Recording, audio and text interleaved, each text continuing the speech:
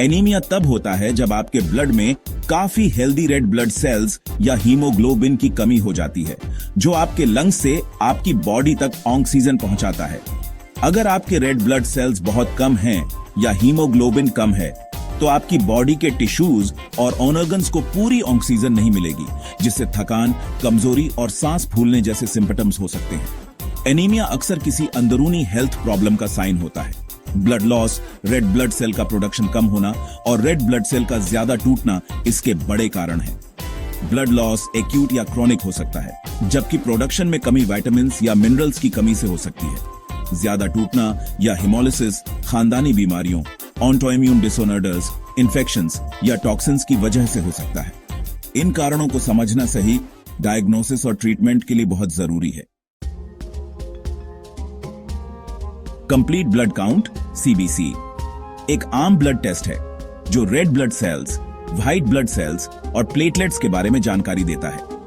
अगर एनीमिया का शक हो तो सीबीसी बहुत जरूरी है। इससे पता चलता है कि रेड ब्लड सेल्स या हीमोग्लोबिन लेवल्स कम हैं या नहीं।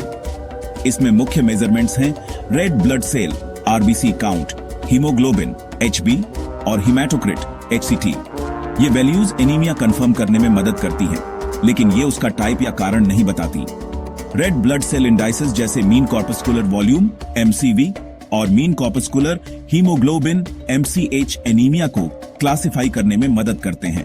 Increase red cell distribution width RDW कुछ खास तरह के एनीमिया का इशारा दे सकता है। एबनॉर्मल व्हाइट ब्लड सेल या प्लेटलेट काउंट्स बड़ी समस्याओं का संकेत दे सकते हैं, जिससे आगे की जांच में मदद मिलती है।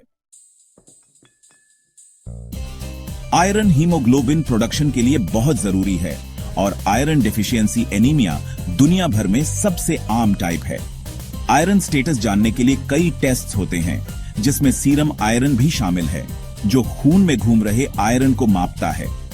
फेरिटीन लेवल्स बॉडी में टोटल आयरन स्टोर्स के बारे में बताते हैं। कम फेरिटीन आयरन की कमी बताता है, जबकि ज्यादा लेवल्स आयरन ओवरलोड या इन्फ्लेमेशन का इशारा दे सकते हैं। Total iron binding capacity TIBC और ट्रांसफेरेंस सैचुरेशन और भी जानकारी देते हैं। हाई टीआईबीसी और लो ट्रांसफेरेंस सैचुरेशन आमतौर पर आयरन की कमी बताते हैं। ये सारे टेस्ट्स मिलकर आयरन स्टेटस की पूरी तस्वीर देते हैं।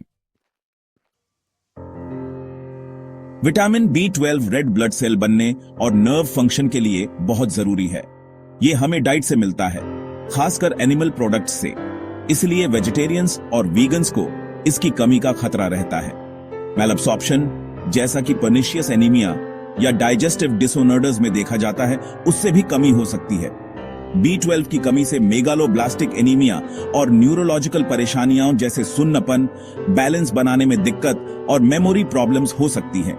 जल्दी पता लगाना और ट्रीटमेंट करना परमानेंट डैमेज से बचने के लिए बहुत जरूरी है। फोलेट या विटामिन B9 डीएनए सिंथेसिस और सेल डिवीजन के लिए जरूरी है। यह हरी पत्तेदार सब्जियों, दालों और फोर्टिफाइड अनाज में मिलता है। फोलेट की कमी से भी मेगालोब्लास्टिक एनीमिया होता है। B12 और फोलेट दोनों का टेस्ट करना सही डायग्नोसिस के लिए महत्वपूर्ण है। एनीमिया प्रोफाइल में कई ब्लड टेस्ट होते हैं ताकि एनीमिया का खास कारण पता चल सके। अलग अलग तरह के एनीमिया के लिए अलग अलग ट्रीटमेंट की जरूरत होती है, इसलिए सटीक डायग्नोसिस बहुत जरूरी है। सीबीसी शुरुआती सुराग देता है, जिससे आगे के टेस्ट तय होते हैं। माइक्रोसाइटिक एनीमिया लो एमसीवी होने पर आयरन स्टेटस टेस्ट किए जाते हैं, जबकि मैक्रोसाइटिक एनीमिया हाई एमसीवी होने पर B12 और फोलेट की जांच होती है। टेस्ट रिजल्ट्स को एक साथ समझने से एक कंप्लीट डायग्नोसिस मिलता है, जैसे लो हीमोग्लोबिन, लो एमसीवी, लो फेरिटीन और high TIBC iron deficiency anaemia बताते हैं। लो हीमोग्लोबिन, हाई एमसीवी और लो B12 vitamin B12 deficiency anaemia का इशारा देते हैं। एक कंप्लीट एनीमिया प्रोफाइल से टारगेटेड ट्रीटमेंट किया जा सकता है। असली कारण को ठीक करके लॉन्ग टर्म हेल्थ बेहतर की जा सकती है। तो ये था एनीमिया प्रोफाइल टेस्ट का पूरा विश्लेषण। अगर आपको यह वीडियो जानकारीपूर्ण लगा हो तो इसे लाइक करें, चैनल को सब्सक्राइब करें और बेल आइकन जरूर दबाएं ताकि अगला एपिसोड मिस ना हो। अगर आपके मन में कोई सवाल हो तो कमेंट में जरूर पूछें। मिलते हैं अगली वीडियो में। धन्यवाद।